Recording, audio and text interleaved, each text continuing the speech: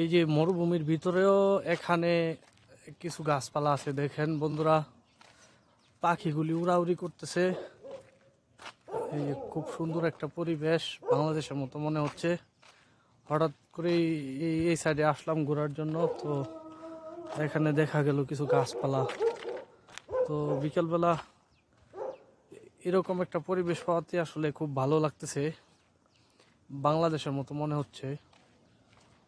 এই যে পাখিগুলি উড়াউড়ি করতেছে, চড়াই পাখি প্রচুর পরিমাণে।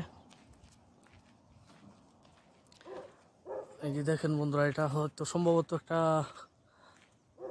পানির কোম্পানি। এখান থেকে পানি সাপ্লাই দেওয়া হয় বিভিন্ন এলাকায়। বড় ভাই বলতেছে এখান থেকে বিভিন্ন এলাকায় পানি বিক্রি করা হয় আর কি।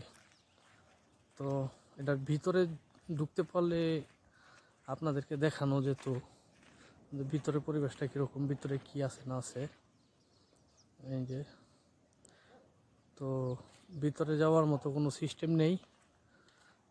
তো যদি কোনো সিস্টেম পাই তাহলে আপনাদেরকে ভিতরে নিয়ে দেখানোর চেষ্টা করব। আর এই যে এই সাইডে সব সব মরুভূমি, পুরোটাই মরুভূমি, এই যে সব মরুভূমি। বিকেলে সূর্যটা আস্তে আস্তে অস্ত যাওয়ার মতো পরিবেশ সৃষ্টি হয়ে গেছে।